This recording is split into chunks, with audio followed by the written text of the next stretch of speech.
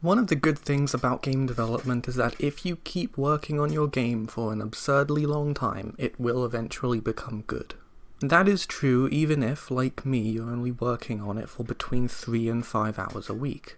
That being said, since it is true that the game will eventually approach being good anyway, this gives me a whole lot of time to just fuck around and make the game awful. I mean, is that a wise decision? I'd say that my Steam sales analytics speak for themselves. Anyway, as promised, I have added a mini-map. It actually does come in quite handy when there's only a couple of voidlings still alive in the arena and you can't find them. Previously, you would need to just wander around until you run into them by accident, but now you can target them exactly. It's only really a small quality of life improvement, but it does make a difference. It's definitely not enough to carry the player's engagement over the mysterious empty space between levels 500 and 750, which I mentioned last week as well that I'm working on that, and actually for that area I've decided to add some more dialogue. I think something unique about ULTRAFUN is that as much as being a game for all of you, I have built this in a way to make it easy enough for me to continuously add stuff to it. I think gamifying the development process is kind of a noob trap for some people, but as it stands, I'm a hobbyist. I do this because I want to do it. Possibly I do this only because I built it so that I would want to do it in the first place.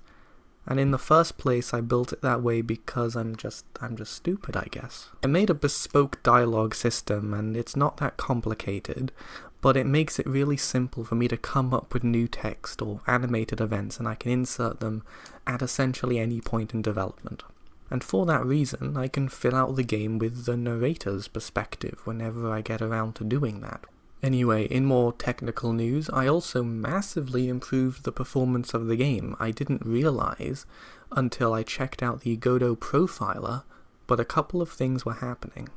At first, I didn't realize that having 1000 process overrides, even if they do literally nothing, is laggy.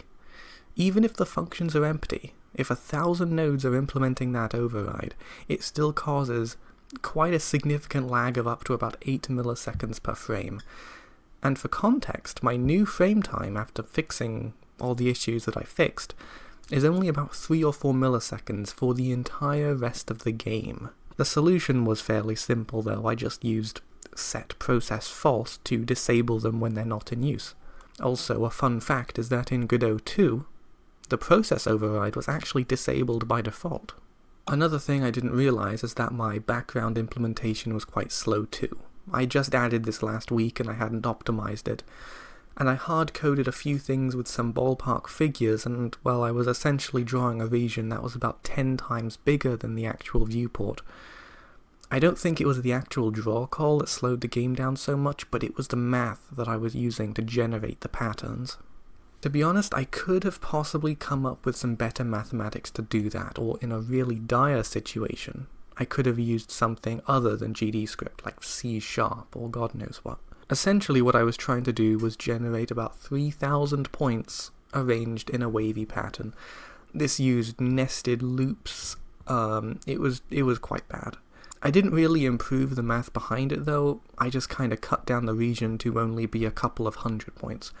It makes essentially no difference to what the player sees, but together these changes triple or quadruple the FPS that the game runs at. And essentially all of this was thanks to the Godot profiler. So at this point I suppose I'm just taking a trip through the Voidling Assault campaign and I'm making some tweaks and additions as I go along. I think the game is quite good actually, but it was released in an unfinished state. Also, ULTRAFUN's first birthday is coming up in only a few days.